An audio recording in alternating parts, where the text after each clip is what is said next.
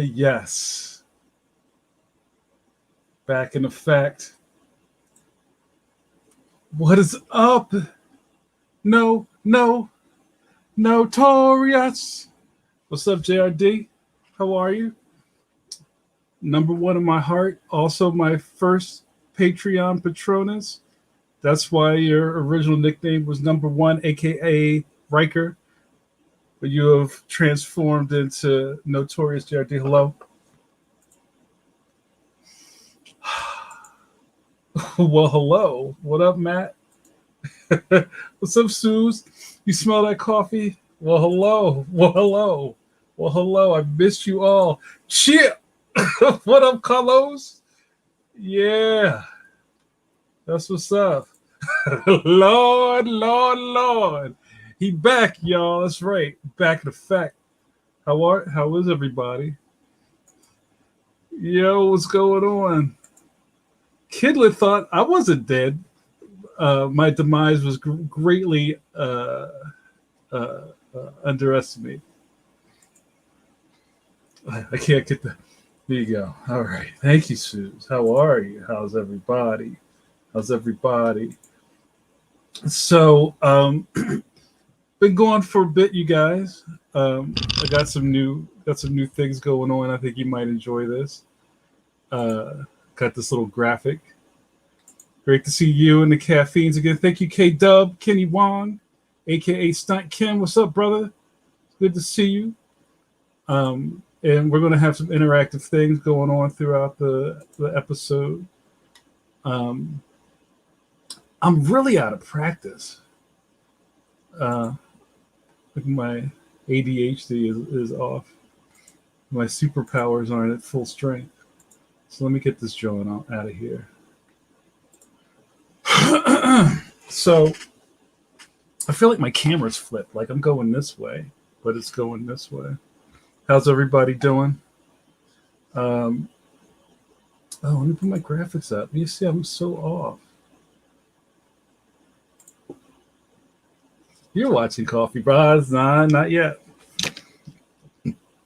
So, what I miss? I want to know what's everybody been up to since I've been going.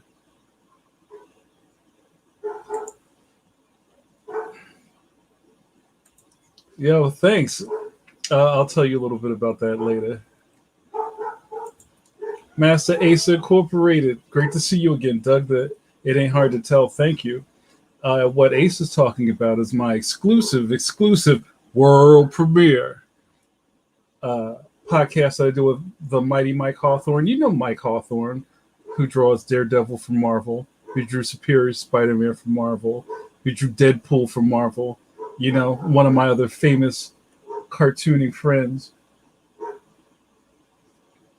He and I do a podcast that goes between our two Patreons. If you're interested, find out how to find us. Yo, what up, Bill? Oh, yeah. Bill says, you sure you didn't grab decaf by accident? No, I'm good.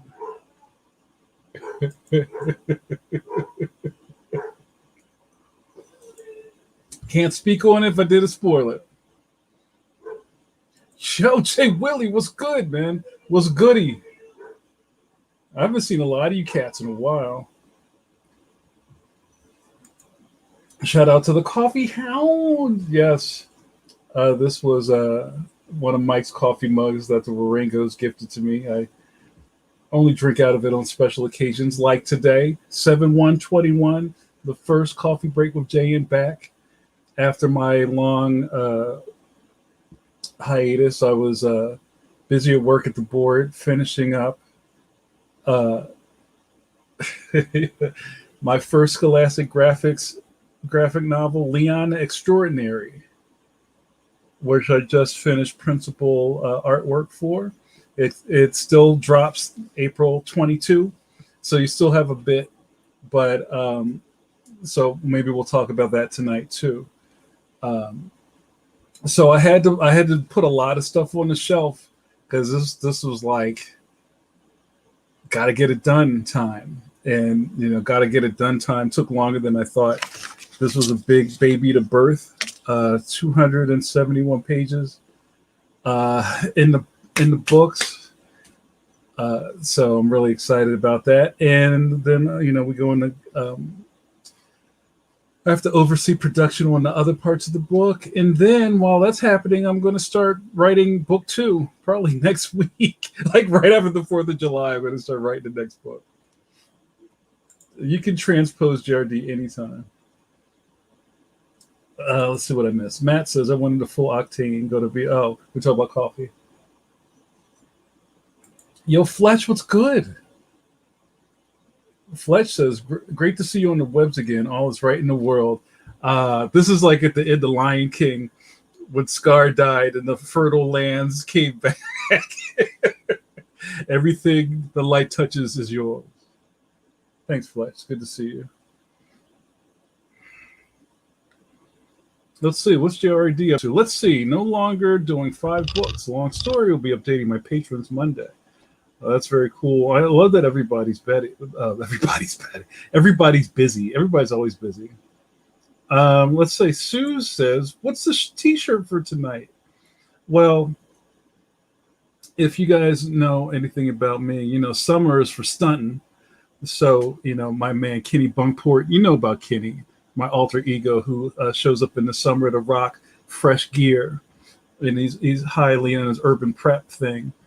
We're kind of doing kind of like a kind of out of, the pandemic. We're still in the pandemic. Don't front.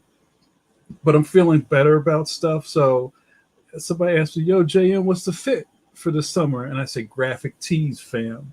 So tonight we have on the Def Jam recordings, the true Def Jam, Tell You Who I Am tee. So, I got to keep it lively. I had to separate my video game shirts from my music shirts. And then I have I don't have a lot of just like snarky word shirts. I'm not really into that. It's like very middle school to me, but I have a couple of really good ones. And I realized I had a lot of rap shirts. I kind of went crazy at the end of at the end of spring, and I bought a bunch of t-shirts. And some of these dudes aren't going to last past a couple more washes. But one of the good ones I got was this one. I got a couple of Run DMC shirts, and it's kind of like it's weird. I'm kind of checking off this weird bucket list in my head and I don't know if you guys have ever felt like this, but I'm not in a YOLO stage, but it's more like a, hey, if I was ever going to do this, I should do it type of thing. So I always wanted a Run DMC shirt, and I always wanted like a real, not from Kohl's, Run DMC shirt. Like I got a Wu-Tang shirt. I never had a Wu-Tang. Like all these kind of things, and they seem really stupid and juvenile, or things I just wanted to do. Like, so let's rock these shirts this summer, and then maybe I'll turn them into a quilt in the fall, and then I'll clear my drawers out. Okay, let's see. What am I missing down here? Yeah, OG Def Jam. Bill asked the $100 question: are you going to be at Baltimore this year? Are you going to be at Baltimore this year? I was talking to the Nathans, and to be honest, I don't know. What are you guys doing? Are you guys going to Baltimore? Are you guys going to cons? I'm sure everybody's like over it and they're ready to go back to con life. But I'm still super hesitant. And I don't know if I could sit at a comic book convention wearing a face shield for 4 days. I don't know. Maybe you guys could talk about that. I'm really undecided. Jared D says you could always get the new Lego Adidas. Is that a t-shirt? See, that's like new stuff. I like old stuff. But you're on the right track. Like, I don't need a whole Run DMC outfit. I don't need to put on a costume, right? But you rock the Def Jam joint. This used to mean something. You guys. What happened? JRD says, honestly, I was hesitant about shows, but the wife said, we're going. Well, yeah, we're going. She misses folks more than I do, and I get that. Maddie in the house. Matt says we're going. If I can get on a plane next week, I can go to Baltimore. Going to mask up, though, and no handshaking or hugs. Oh, man, no bear hugs. Paul Pate. What's up, Paul Pate? Paul Pate says, saw a guy wearing a Run Grand Haven t-shirt designed like a Run DMC shirt. Yeah, that's a very popular flip. Grand Haven is like a resort beach town. It was really weird and disconnected. No, I get it. Like, there's like one of the most popular, like, I'll just call them flipped shirts, or what was that? Be kind, please be kind, rewind movie. It's sweeted, like Jack Black and Mos Def made their own copy of Ghostbusters. When you're walking down the street, you see a spooky ghost. What you gonna do, Ghostbuster? So, like, I'm a big Dungeons and Dragons nerd, and they have a Run D&D shirt, and I'm like, yeah, I can't get that if I don't have a original Run DMC shirt. And also, what's funny about that is, and Run DMC is like, all right, so one of my favorite things, and this is even a design thing, one of my favorite logos of all time is the Run DMC logo. It's classic. It's what I call the ice cream sandwich. The creative director at Scholastic knows what I'm talking about, because I talk about like a perfect, to me, a perfect logo is like a ice cream sandwich. It's all contained in like the Run DMC logo. And I know I did my own variant on that when I did one of the original Detective Boogaloo logos. I had like the original one was more Inspector Gadget, and then the next one was like kind of Run DMC. But I know that people get upset when you see young people wearing t-shirts that they don't know what they're wearing. Maybe we could talk on that for a second, because I've seen kids get roasted at the mall wearing a Ramones shirt and some old gray beard with cuffed up jeans and some Chucks rolls up on him with some Buddy Holly glasses. Like, which Ramone's your favorite? And one of the girls was like, Frankie. And they're just like, ah. And that's kitschy now, right? Wearing band tees is like a generation removed from us who actually went to the show thing. Kids like, you see kids wearing Run DMC shirt. There's people who don't know who Run DMC is. All right, I don't want to spend too much time on this, but you guys get where I'm coming from. Thanks, Paul Pate. It's good to see you. I'm so behind. There's so many things here. I might, you know what? We may be at a point, guys, if I keep doing this live. I guess this is a live. I don't think I can answer everybody's questions or things. I'm going to try, though.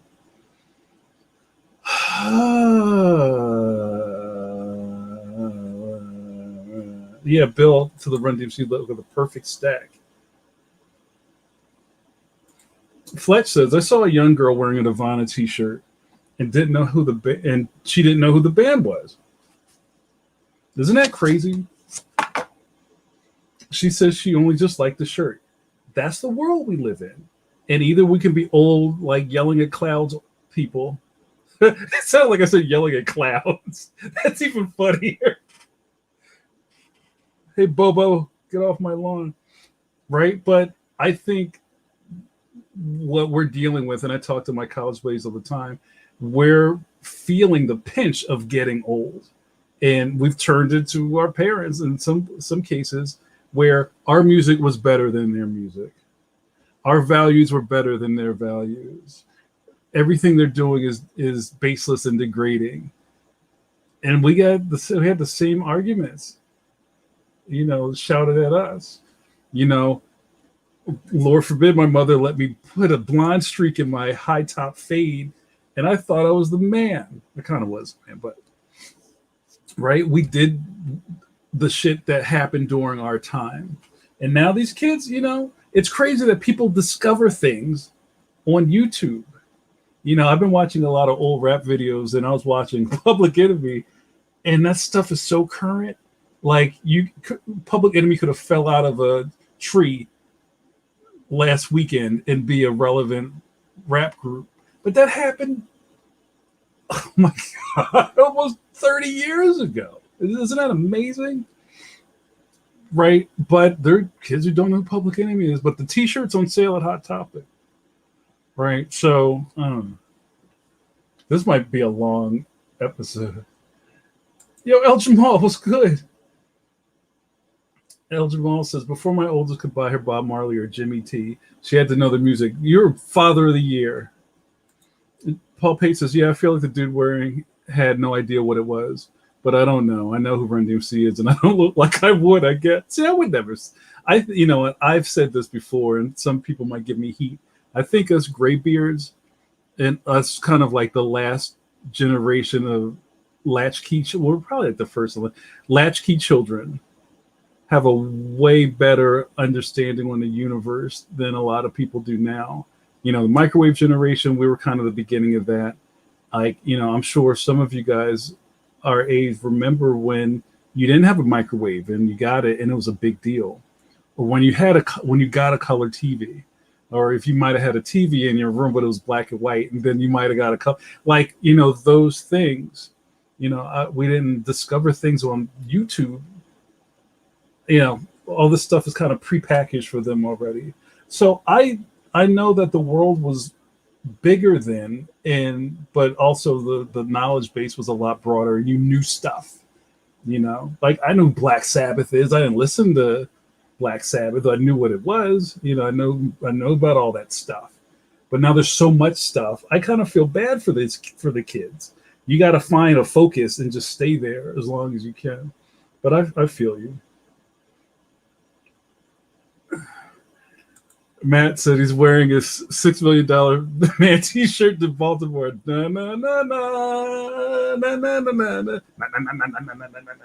Wow. That's great. Do you remember, Matt, did you have the doll where you could see through the back of his head? He had him in the scope. I saw somebody had the Oscar Goldman figure on sale. That's so funny. Bill says the overflow of feedback is a good thing. Thanks, Bill Curran. Oh, I'm sorry, but Bill O'Donnell. Bill Curran got me confused. Folks have missed the Jane experience. Thank you so much, Bill. I miss you. I haven't seen you around at all. Yeah. That's so good. Paul Pate says, we are a lucky age group. We've been through it all. Man, ain't that the truth? Oh, I was talking to somebody, and this has kind of been beaten to death, that I know a lot of people who have kind of like teenage or tween kids are trying to like share stuff with them now. Like I know a big thing is sharing Star Wars with kids, but you know, they have their own Star Wars now, so they kind of don't need you, right? But you know, I was talking to some people about trying to watch the John Hughes movies with their kids. Like, oh my God, we have to watch Breakfast Club. Wait a minute, you better watch that again before you put that on in the living room. Because this, what do they call it now? Cringe. There's a lot of cringe in those John Hughes movies. 16 Candles is so racist. Like, you know, every time the foreign exchange student shows up on the screen, there's a gong that happens, right? And it's, you know, it's all messed up. It's also a part of where we came from in that generation we're in, where, you know, so I say things like, it was a different time. You know, it's rough out there. Oh, wait a minute, go back. Sue says, give credit to the OG. Faith Hill admitted she had no idea who Janis Joplin was when she re-recorded Piece of My Heart. Wow. How do you... All right, see, we're about to do it again. All right, guys, I'm gonna do something here. And I don't think you're ready for it. So remember that graphic I just showed you? I'm going to introduce something new to the show, but you got to give it time, right? We got to figure this out. Somebody has to type into the chat in all caps, because I like all caps. You know, all caps where you spell a man's name. You have to type coffee check in all caps. Somebody do it and we'll see what happens. It's almost like at a wedding where people like hit their drinking glasses with a fork to make the couple kiss. You got to type in coffee check. Kitty Wong. Kitty Wong's a true G. Coffee check. Coffee check. Nice. That coffee chat. Coffee check. Coffee check. All right. All right. You get it? You ready? There's so many things I can't keep up. Coffee check. All right. All right. All right. All right. All right. All right. Hold on. Let me turn this shit off. There's too many. There's too many people here. You ready?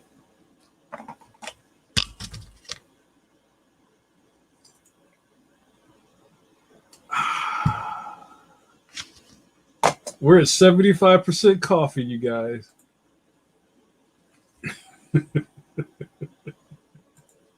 We'll do a check later, see where I am in my mug.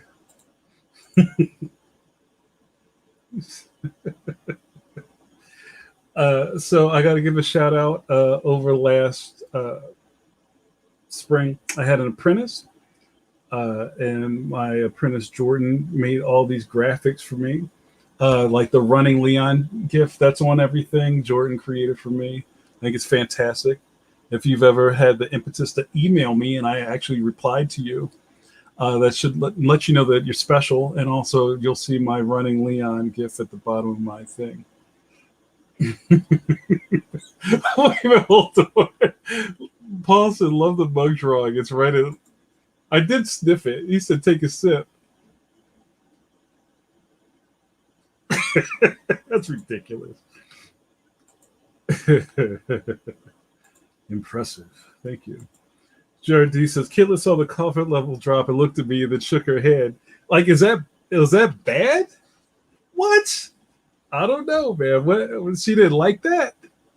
Well, that was dope. Yeah, give Jordan props. Very excited. Thank you. Hope I get to work with her again. So, what were we talking about? We're talking about old people, right?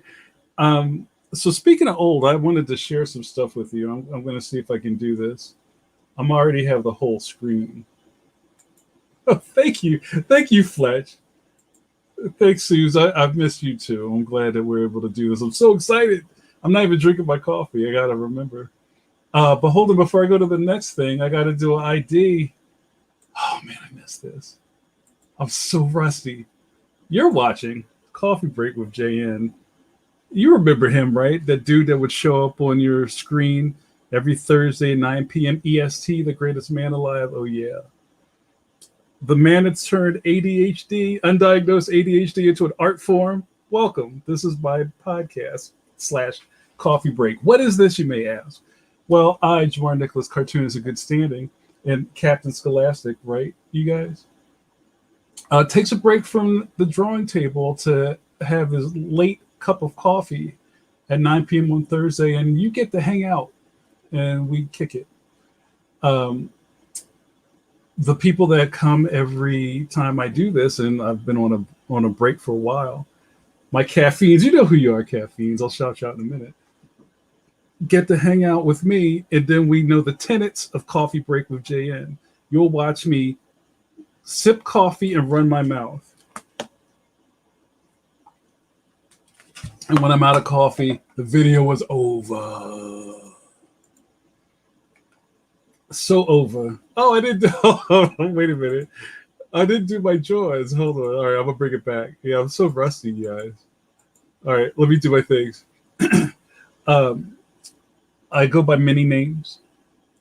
JN is the true and living true standard, which is my first and last initial. Some people call me Maurice. Some of my long-standing ones are the Grand Poobah of indie comics. The Black Dick Cabot, Johnny Carson, PM John, the Black Dusty Rhodes, and your internet best friend. Hello. Thanks for hanging out. Over. Well, it's funny. There was a bunch of people here when I first started, and now there's not. But I think this was kind of like people were excited to see you live, and they're like, "Oh, okay, what's going on? I don't think I can handle this so much," and they left. But I think this is where it all happens. This is where we get rid of the riffraff. We cut off all the head on the beer, and this is where the good stuff happens. Yeah, Philly's on you. Such a good one. JRD's having some teenager angst tonight. You and I both did the wow. After Maurice and Kidlin looked at us like we're insane. Yo, Richard, what's up? Judge Dredd-Locks. I like that one. I think that's a new one. I know somebody did like a riff on Judge Dredd, but I don't think it was Judge Dredd. I like that one. That one's yours. Put a star next to that one. But yeah, the whole old thing is I don't know. I've said a million times that our generation are the people who we might be the first and last generation to get our childhood sold back to us. We are the consumers of our own nostalgia. And I kind of think that people like our parents had some collectibles. They may had some albums they kept or whatever, but they didn't really.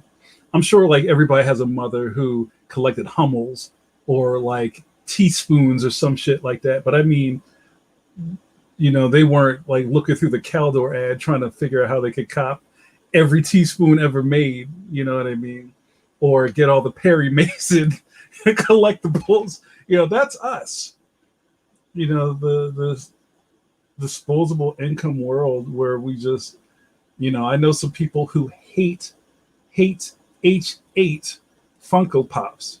They're like, that's the dumbest thing of all time. But sometimes you see a Funko Pop and you're like, yo, that's hot. And like the dopamine squirt starts. And it's hard to say no, right? They know what they're doing.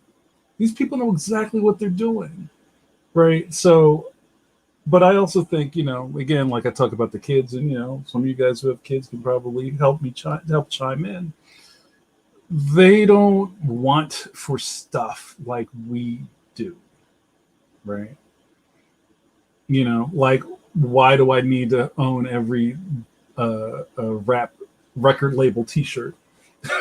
You know what I mean? Like that's cool to me, but a kid wears a Nirvana shirt just because they like the logo. That reminds me of the old What's Happening episode where Dwayne kept winning football games.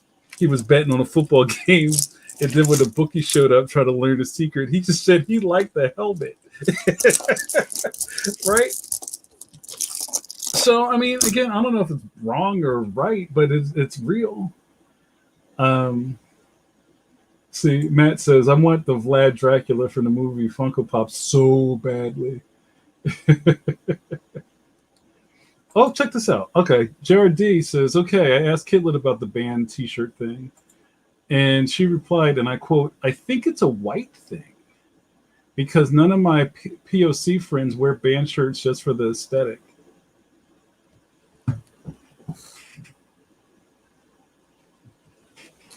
Wow, that's deep. I would do my Owen Wilson. Wow. Yeah, we'll have to think on that. El Jamal, I know what's up, bruh. Uncle got your number. Yo, what's goody? You know what today is? Is Julian Lytle the first? It's the 1st of July, fam. You see what I did there? What up, brother? Respect to the DMV area. Always rep your set, man. I was on 95 South last week, man. What's up with that traffic? That traffic in DC is ridiculous, man. They need to make a spaceport or a Jetson Sky Bridge or something. Like, I can't stand it. That whole DC Virginia stretch is, oh my God. Do you guys have a helicopter pad? How do you get through that? Good to see you, man. Fletch says, I blame Star Wars toys and comic books for all that collectible fervor. Do you think it's start? Yeah, you might be right. I mean, there was always stuff, and there was always toys. And I was watching this thing, like I was into there's a couple of YouTube channels that are just about collecting and nostalgia and blah, blah, blah. And one, they were talking about like Ronald Reagan, and I'm not that guy, but he was saying the FTC, or was it the Fair Trade Commission or the something like that? There weren't a lot of rules about what you could sell to kids. And this is somehow basically how the whole Saturday morning cartoon toy cereal box thing happened. They were like just, targeting questionable youths to get them to buy stuff. And man, it worked. Like, for you Star Wars nerds out there, they know how important the first line of Kenner toys. And wasn't it the first line of Star Wars toys that came out weren't even ready for Christmas? So you had to like send away, and they sent you a stand, a piece of cardboard. You know what I mean? Like, we were in it. We're in it. And I got a whole sleeve of Star Wars t-shirts. I'm going to bust those out. One of my favorite aesthetics is English and katakana or kanji, like hybrid Japanese English things. There's some t-shirt place online. I don't have any. We just takes old movie posters and just prints the Japanese versions of those posters. Those are really cool. But yeah, it did have to start somewhere, right? We didn't help. Oh, what up, Mama Carla? How are you? I miss you so much. Congratulations. I saw some news for you today. That's really great. We'll have to catch up. Geraldine says, Fletch is on to something. Lucas created fervor by having the first dozen Star Wars figures be mail order only for the first 6 months. But, I get it, but that's not like how everything happened after that. Like, I think just, I don't know. I don't like talking Star Wars because people always try to shout you down. RJD, you're like the king of the show. Going back to this Kidlet thing, Kidlet elaborated that she believes it's a follow-up continuation to the earlier generations of white teens copying Black culture without understanding it. Wow. I gotta stroke the beard after that one. I'll let y'all marinate on that. And I gotta think about that one. But I do know from when I was a kid, I'll say that the idea, and this is just from what I saw, maybe we can spin this a little bit more. The idea of a band t-shirt was a white thing, right? Because when burgeoning hip hop was going on, there was no marketplace for any of that stuff. There was hardly any, there wasn't even concerts yet, right? It was all like Friday night on the radio for 30 minutes, and then the rap was over. That's why everybody had like making pause tapes and pressing record on WBLS or Power 99, because that was all the rap you got for the whole week. But there was no like tour shirts. Like Run DMC was a big part of the beginning of all that stuff. But like the black t-shirt was a rock thing, or maybe a metal thing, or I don't know. Some of you guys could tell me more about that. Which then starts slowly rolled into Black culture, and still, I don't really think that's not a Black thing. I think wearing specific things for a specific reason, I'll cop to that. And I told her this is I don't want to get too far ahead of this, but I remember telling somebody a long time ago, especially if you're like I wanted to bring this up about baseball caps. If you're a flat brim or a curl, and I think I know how old you are by if you curl it, that generally if you were in the city and you saw Black kids wearing baseball caps and there was a logo on it, it probably wasn't because they liked the team, it's because the letter meant something to them. Right now, I think a lot of that has changed. It's not the same, really. But I think, especially after we got through the Mitchell and Ness throwback era, I think people are more brand loyal to a team. like the Yankees is like the official logo for New York. It's not even a baseball hat anymore. But just to kind of put this thing to rest. So if you saw a kid walking down the street with a Detroit Tigers baseball hat on, he may not like the Tigers. His name might have been Darnell. That's what I'm talking about. That's where I came from. That's interesting. We need to talk more about that.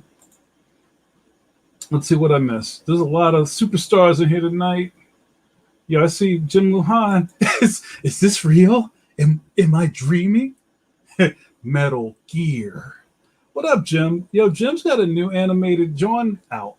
Jim, you got to tell me about that. I want to check it out. I was all about Lars Lazarus, not just because I was in it, but it was fantastic. And I feel bad that I don't know anything about this new one. So give us the scoop. Oh, I love you too. I hope that was for me. Look at that. Look at that. The cat feeds are in effect. Now all is right in the world. Mama Carla is here. And I think that's the perfect time to give a shout out to my caffeines. You know who the caffeines are. The friends and regulars, not decaf. A coffee break with JN. Well, hello. And also, let me give a shout out to my Patronuses, my good looking outs, my GLOs. Hello. If you guys notice, I don't talk about Patreon that much anymore. And I feel like this, like the Patreon at this point is just like we're riders and you're just riding with me. You want to see what happens next. You want to see some behind the scenes stuff. You want to watch It Ain't Hard to Tell with me and Mike Hawthorne. It's a very loyal and small group of people. I don't really want to. It's almost like I don't want to advertise it. That might be the new flex for my Patreon. You got to find out about it. Yo, how do I get into this exclusive thing? You might have to ask somebody. I might have to vote you in. You might have to get jumped in like a gang. Suze is going to put a brick to your head, and if you can stand up after that, like man, you can be in my Patreon. That's not true at all, but it's funny. Thank you to all my GLOs. I appreciate you. Thanks so much for your support. And I'll just throw this on here just if you got excited about that. I've been a little behind with my Patreon because I've been like knee deep in my Scholastic stuff, but I do really cool things. I've been making exclusive buttons and exclusive stickers and exclusive sketch things, and I do exclusive videos. And there's just more of this. So if you're interested, check it out. Paul Pate says, who was Kidlet? Paul Pate, you're not down with JRD universe. Kidlet is the unnamed child of JRD. So in the internets, we refer to her as Kidlet.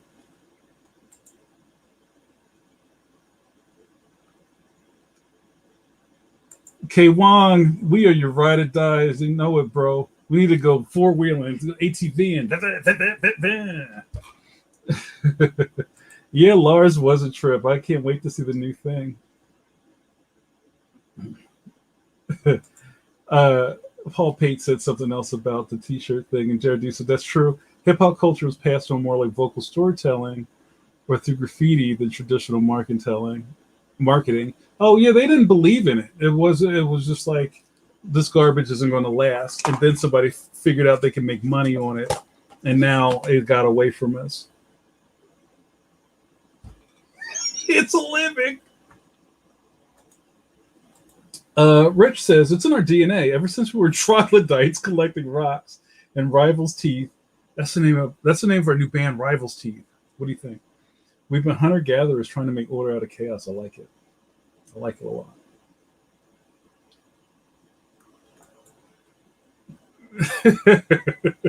I love it. Jared D, you're like the king of the crawl tonight. King Crawl. I'm stealing a page from you and Hawthorne, doing stickers for my Patreons. You should. Oh, what up, Kidlet? Get a surprise appearance from the Kidlet.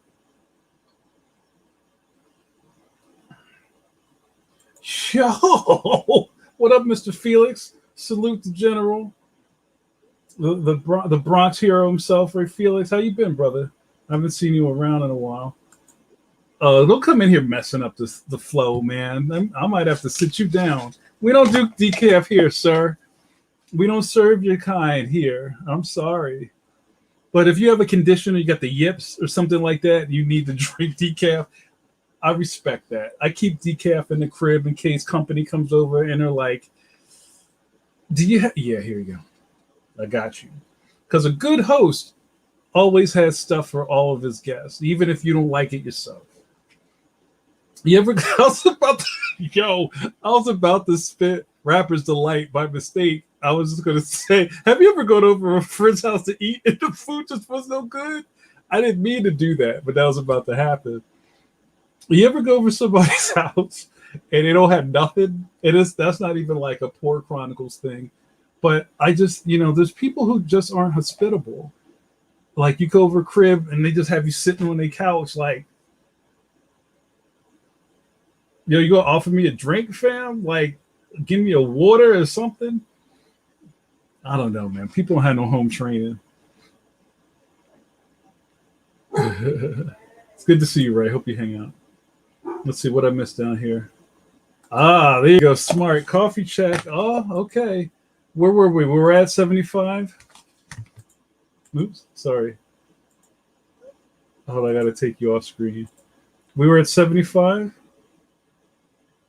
Mm-hmm.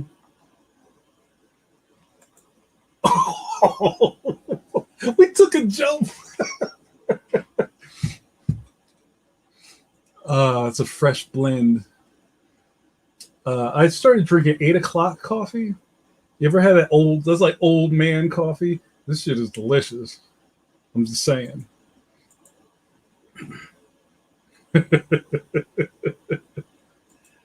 Yo, Chris, what's up, brother? It's good to see you. I'm glad you're feeling better, man. That's my man Chris Pierce from Comic Tropes. Y'all all watch Comic Tropes. Don't front. I got all types of superstars that come through Coffee Break. I like the MF Doom poster. Thank you, sir. You have good taste. This is my Mad Villainy poster. If you know anything about me, I've been a big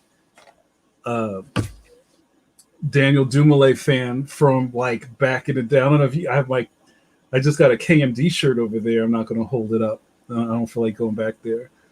And I got this Mad Villain poster 6 years ago, something like that. And I put it in my basement, and then like I brought it up, and then he died, and I was like, wow. And I've been having these flashbacks of just going through being a fan of a dude for so long that it may look like I'm like a bandwagon guy now. But if you know, you real ones know. Carlos knows. Carlos knows when I came to his office in New York in 2000 with the Operation Doomsday CD, and I was like, yo, you got a CD player? And I played that shit in the middle of his office. I was like, you gotta hear this. I was like my man in Back to the Future, Marvin Berry's on the phone. He was like, I got the new sound. Yeah. Chris Pierce. Oh my God, you're making my night, bro. That's so good, man. We got to talk. Thanks for hanging out, man. Love your work, love your channel. I'm glad you're feeling better. Let's talk. Maybe we should collaborate on something. Hey, what up, girl? How's everything? Good to see you. Glad to see you on the set. Oh, Chris. We got to catch Chris up. Does anybody want to tell Chris what I've been working on? Chris, I have a 3-book deal with Scholastic Graphics, and I just finished on my first book in the series, Leon the Extraordinary, which will be out next April. And then I'm right after the 4th of July, I'm writing the second one. So it's really exciting. And yeah, I think you'd enjoy it. Look at that. Jared D says, Comic Tropes is a solid channel. Good stuff. That's a Johnny Carson. Good stuff. Good stuff. Thank you. Yeah, E, you know that. Some of y'all coming out the woodwork. Yeah, that news is a year old now. Ray says, "What about Public Enemy?" I'm missing that. You got to key me in. And also, I know people are like talking to each other in the chat. That's right. Oh, that's sweet. Yeah, Erica, we should talk. That'll be great. Thank you. Thanks, everybody. Appreciate it. It's big. It's a big project. The first, all the books, I believe, are going to be 271 pages. The thick with 2 C's. I can't wait for the kids to get their hands on it. I'm really excited. Let's see. Yeah, they are the best. Oh, Erica puts up a good point. I remember, but last year was a blur for a lot of folks. You know what? That's interesting. I'm glad you brought that up because everybody was in like survival mode, and we still are, right?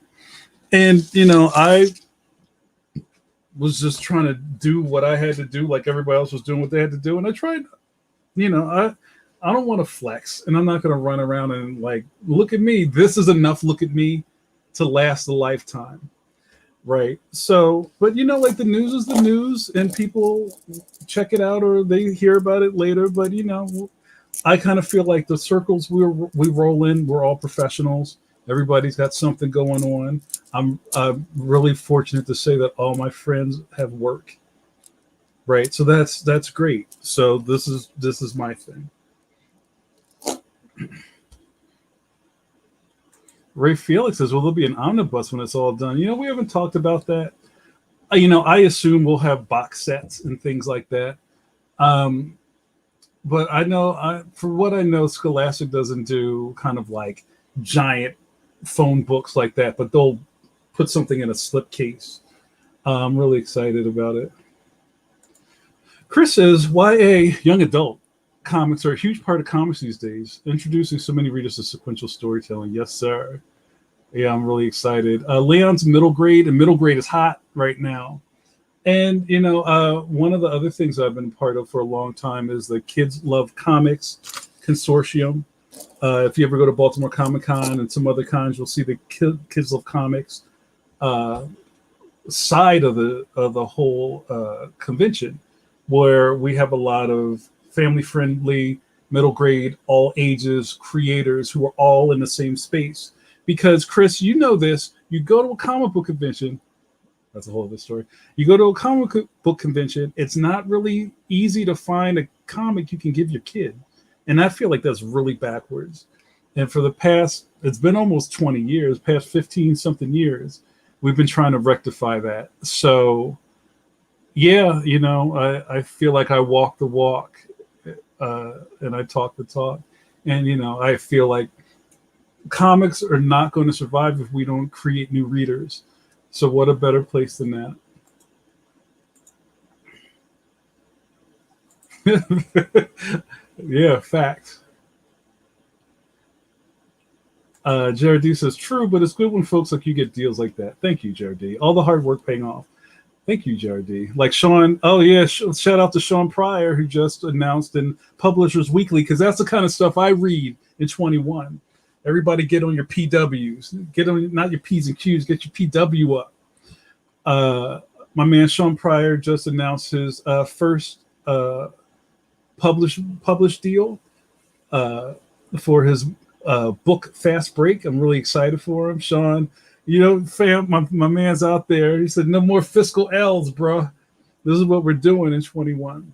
Need to make sure we celebrate our own. Thank you so much. Sam says, have to head out and watch WandaVision and Crash. Kidlet says, good to spam you in the chat. Coffee check. All right. Oh, man, this is bad. Were we at 50? Let's see. Well, I got the coffee hound join, so it's kind of hard to tell. It ain't hard to... We're going to keep it at 50. We're gonna stay the course. Isn't this fun, you guys? It's almost been an hour, and we're just kicking it. Erica said regarding interviewing me, I'd love that. Thank you. I would have a tour of your studio. Yeah, we'll set all that up. Plus, Zoom makes itself a lot easier too, right? Because still got to mask it up. I think this would be a perfect time for an ID. You're watching Coffee Break with JN. I'm JN, Jamar Nicholas. Neighborhood busybody and urban roustabout. Welcome to Coffee Break with JN. What happens here? Well, you get to watch me, the Black Dick Cavett, drink coffee and run his mouth. And when he's out of coffee, this video is over. Did I tell you guys about the Coffee Hound mug? This mug is huge. And like my Astro Boy mugs, I'm not going to tip it too hard. You can see that there's levels. There's levels to this, fam, of different, like if you fill this thing up to the top, that's like 9 cups of coffee in here. The levels are kid stuff, weak sister, half cupper. Oh man, you see those half cuppers at the mall, coffee lover, and coffee hound. I haven't filled this up to coffee hound. I think I'd get the jitters. But shout out to the Wieringos who always sign in. We are all family. This was lovely Mike's mug that they sent to me. I will sip out of it in his memory. Sip of coffee for the Wieringos.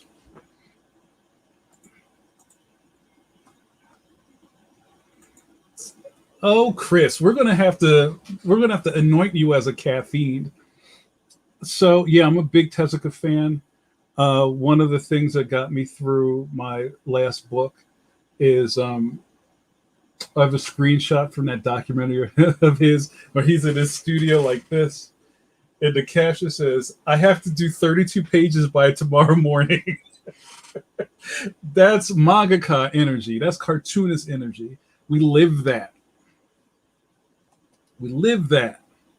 But yeah, I have a small collection of Astro Boy stuff. Mighty Atom, 100,000 horsepower. One of my favorite mugs is my squatty Astro Boy mug. It's like this. Well, oh look, here's the mug I was drinking out of this morning. Here's one of my Astro Boy mugs. A friend gave me that. And that's kind of like the modern, what's that, like the 2000 Astro Boy. But I have like some older stuff. We'll have to do a Zoom. I'll show you a studio. I love talking about Tezuka. I could do that all night. Carlos, watching in stereo. We watch it on the stereo. Then we will watch it on the disco.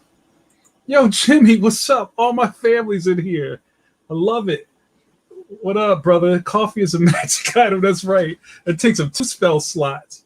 Shout out to my D&D family, to all my imagination areas out there. Imagination is the most important thing you have. Protect that shit. Hey, Maureen, how are you? Is this your first time watching the Coffee Break? Well, is it? I feel like we talked about this before. This is awesome. Chris, did you ever read Pluto, the adaptation of Greatest Robot from Astro Boy? I think so. I think that's. I know I have some of Buddha. I have like 1 to 4. I have almost all of the Dark Horse reprint paperbacks, but I haven't picked up Pluto. We might have to have a reading group, a knitting circle. I love it. Yeah, I forgot what I was talking about now. Oh, Chris says, what area of the country are you based in? You don't have to share the answer too much. No, this is all public knowledge, Chris. I'm glad you checked in so I can indoctrinate you. I rep the East Coast pretty heavy, Philadelphia, born and raised. And yeah, I mean, you talk to me long enough, you figure out I'm from the East Coast. Just the flavor, you know how we do things around here. But yeah, I rep Philly real hard. Respect to 215.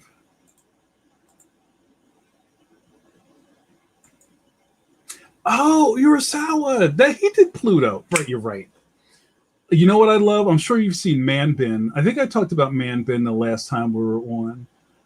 Is a series where Urasawa interviews other mangaka in the studio. One of my favorites is when he's talking to, is it Saito? The creator of Golgo 13, Master of Snipe. And my man is like 3,000 years old and he still draws his shit by hand with a little white cotton glove. Oh, it's so inspiring. Clean. You just got here. Come on. You're killing me, girl. It's good to see you, though. I love you. Ray says, I got to roll, but keep it going. I love your StreamYard show. Thank you, fam. A myriad of blessings to you and yours. Blessings to all of the Felixes. Love it. Good to see you, man.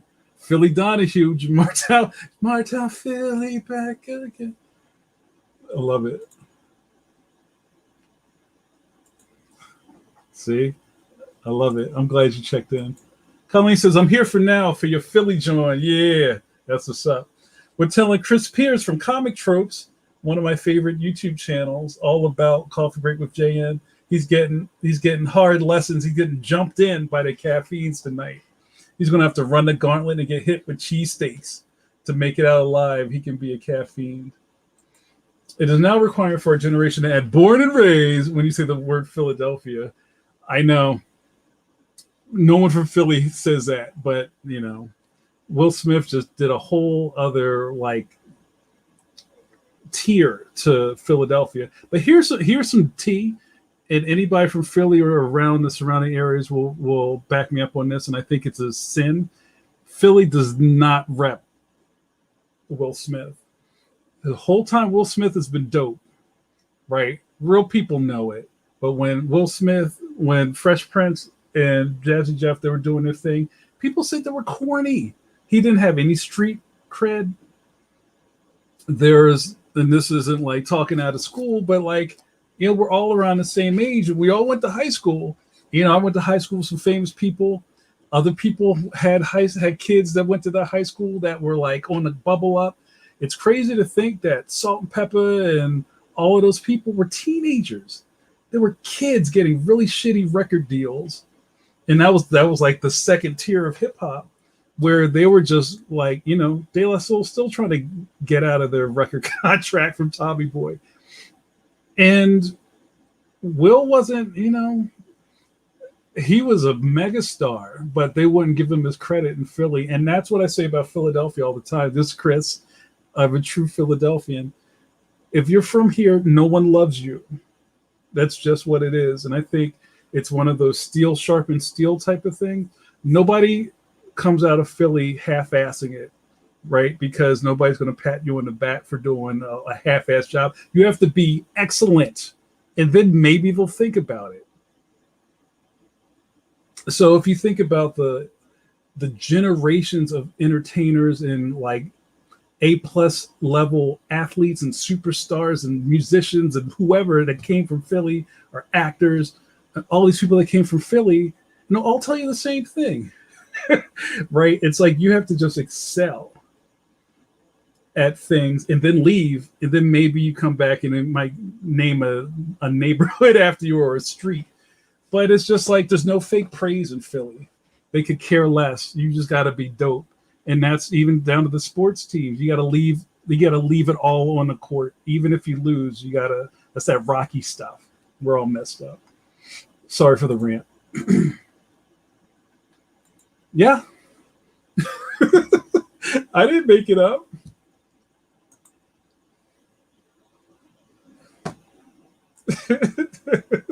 See? I'm sorry, Chris. This is what you fell into. Philadelphia. That's right. Philadelphia, live without a DJ. And it's been that way since Sergio Valente. Tell him, Carlos. Oh, yeah. Chris, where are you at? You got to come through, man. I got to take you to the cheesesteak spot. That'll be great. We'll take you to the comic book shops, and they'll all be like, oh, shit, Comic Tropes is in the building. Oh, yeah. You know what? I think it's fantastic. One of my favorite rappers, and people don't care about him either, is Kwame, the Boy Genius. You know, the polka dots, you know, when Biggie said that line, it destroyed his career. I'll say his career, not him, because Kwame's been around been producing mad hits for groups since forever. But what I really find fantastic about Kwame and Salt and Pepper, they were kids. They were like, some of them dropped out of high school because they got record contracts. That's how young they were. And it was almost like that was a science that these kids were just like, either graduating high school or just on the cusp, or having to make really difficult decisions about what they're going to do with their lives because, Elektra wants them to get in this limo and sign this bullshit contract. And who doesn't want to be famous, especially back then when it was all so smoky, right? But my favorite story about Kwame's first album, The Boy Genius, go get it, is I think he was 16. And I think he worked, I can't remember his origin story, but I believe he took every penny he had, because I think he had like a job at the mall or whatever, and bought studio time on Christmas Eve. And I think, let's just say for the sake of the story, had $800 in loose change. And he took it to the studio and dropped it on the thing. It was like, this is all I have. And it was like, you got 4 hours on Christmas Eve. And he came in and made the whole album in 4 hours. All of the tracks. Like some of them were like one take. And he got out of there. That's the shit I'm talking about. That's what we came from. Where I just feel like it's different now. And the thing with Salt and Pepper, and I've been trying to stay out of this, it seems like they're having some sort of like disagreement with Spinderella. I feel like Spinderella is Salt, the other part of Salt and Pepper. It's breaking my heart to see that they're all beefing. Right? But that's all this hip hop stuff is really, it's a long story about exploitation and people being really talented and people telling them that they're not that special and you still overcoming huge odds. So anyway, the Will Smith thing is, Will Smith is one of the greatest entertainers in the world. And people still affiliate like, nah, but he corny though. So anyway, I don't know. I'm in Seattle, but I grew up in Boston and lived in DC. Oh, respect. Yeah, we'll have to talk. Okay, well, I gotta wrap this up, dudes. It's already an hour. BT Dubs, JN, I passed by through Philly last weekend and thought of you on Hawthorne. Respect. I wanted to hit you up to see what you're up to. I probably had my head down drawing. JRD says, the young kids coming out of that time had a far greater work ethic than anyone gives them credit. Yeah. We could do an after party thing and I could just, I'm trying to think of rappers back then who weren't kids, right? Maybe some of the older guys who were young when they started, like Kool Moe Dee, who was in a group before he was Kool Moe Dee, went solo. And they were kids, but he seemed like he was probably like 24 or something, and that looked old. And that's kind of where I come from, where it feels like rap was a young man's game, and it still is. But anyway, everything's different now with auto-tune. Sip of coffee. All right, I'm going to try to wrap this up. Jimmy said truth. Sorry, I'm missing who said things.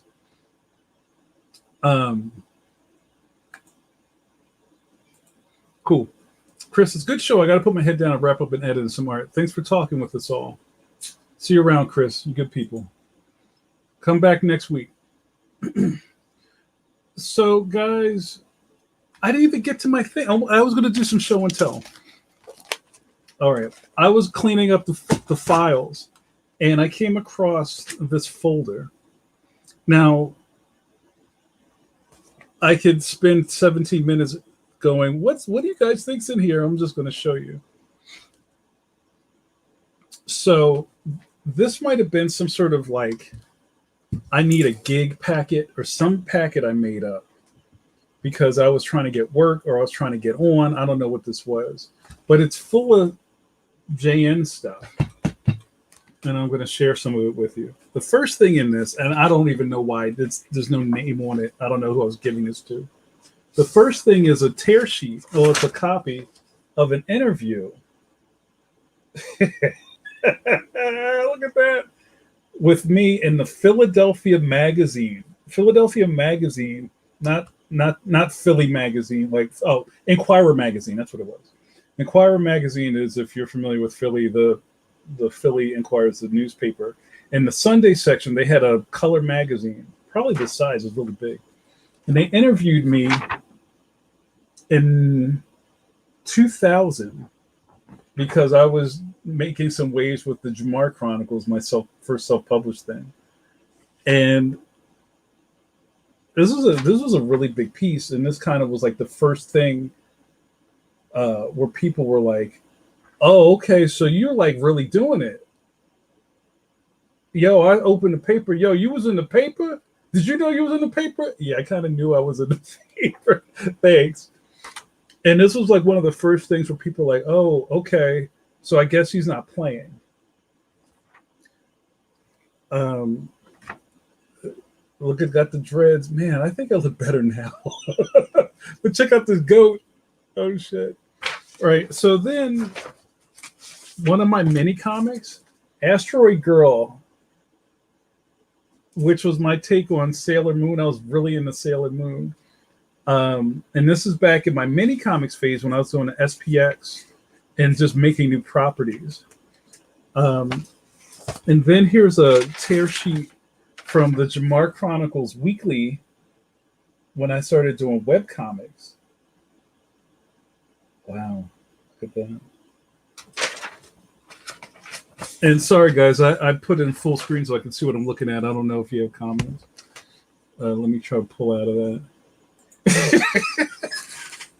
You want the paper? Oh, shit.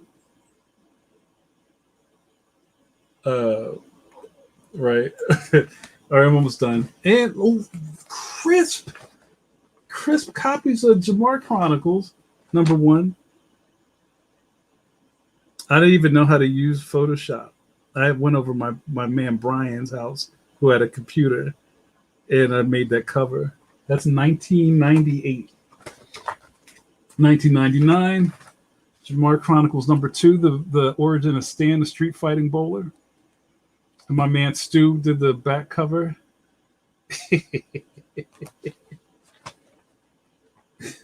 And then this is Gumbo #2. This dude, this is hot shit right here. This was the second anthology from the Indie Cred All Stars. The first Indie Cred All Stars anthology I'm not in because somebody said we should do an anthology, and I said go ahead if you want to, and they did it, and I think that was the beginning of the end for the first wave of the Indie Cred All Stars. Because I think they thought I was being elitist. I was like, I don't know how to print that, but if you want to do it, go ahead. And there's a bunch of people in here who are either out of the game or have really early work, like Steve Rolston, who I think he's directing films now, was the first artist from Queen and Country. Our man Calamity John Morris is in here. Tony Estevez. Oh my God, there's people in here who I don't even talk to anymore. But this was a gem, so I did Asteroid Girl in there.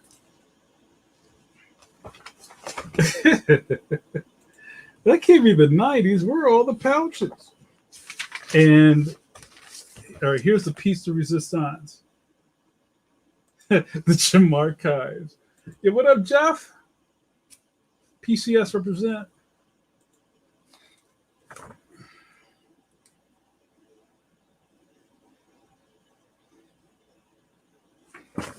This is the first Leon Protector of the Playground story I did.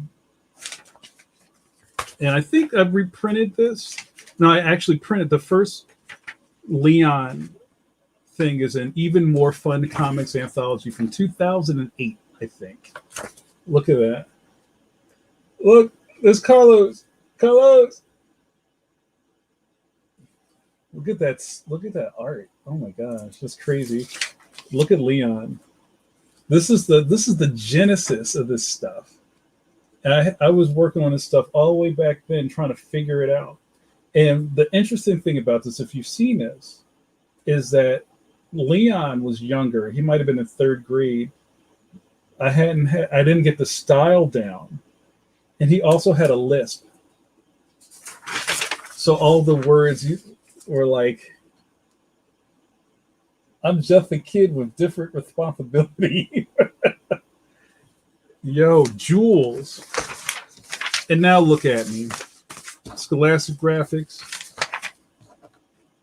Trying to change the world from the inside. So I guess I'll leave you with this. Hard work pays off. Persistence overcomes resistance, in the words of Mr. Magic.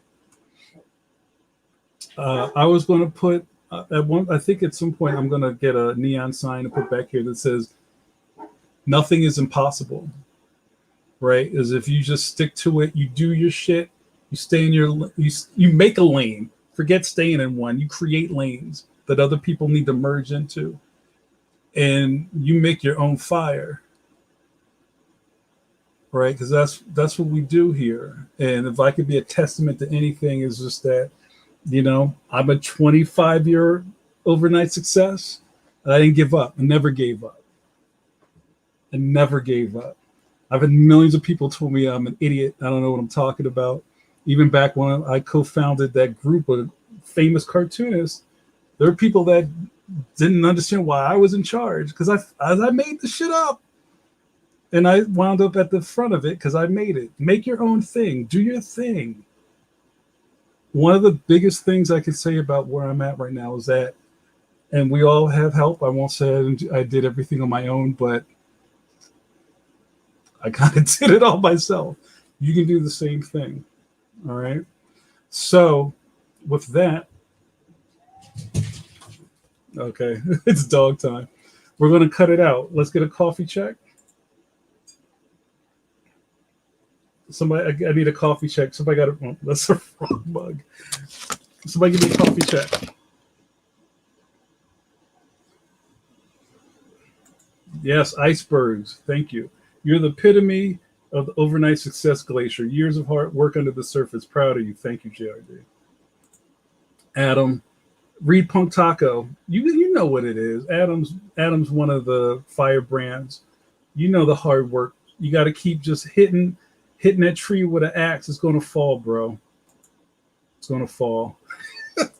Yo, that Lou Ferrigno icon is hot. All right, coffee check. Oh, no. It's getting low, and we're going to wrap this up. Yeah, Jimmy, you know where to find me, bro. You know I love you. All right, you guys, I'm gonna put this to bed. This was great. Sue's already said, say your goodbyes, y'all. You know it's time to say your goodbyes. Thank you guys for inviting me back into your homes and your laptops while you watch me on the crapper. God willing, I'll be back here next Thursday at 9 p.m. You do what you need to do. I'm going to do what I need to do. Thank you so much. Fletch says, this was a shot of much needed caffeine vaccine for our weary COVID world. Thank you, Fletch. Love you, JN. Glad to see you again. See you soon. Good night. Good night. All right, let's get those good nights in. Coffee check. Last one's going to be it. I got to clear. There's got too much stuff going on. All right, I can't focus. You've been watching Coffee Break with JN. Now with Screen Coffee. What happened here? Well, I got to catch up with my caffeines, run my mouth, and sip coffee with you. Yes, you, dear viewer. We got to hang out with all the Ryder Dyers. We got a cameo from Chris Pierce from Comic Tropes. Your wildest dreams will come true at Coffee Break with Jay. Thank you guys. All right, so you know what it is. Yo, Tim, I didn't even know you. Oh, you were here. You just were quiet. What's up, brother? All right, you guys, let me sip this last coffee.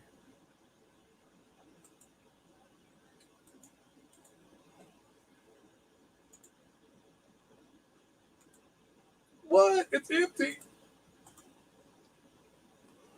Oh man, what a way to end it! Now that I sip my coffee around my mouth, video's over. See you around, guys. Peace.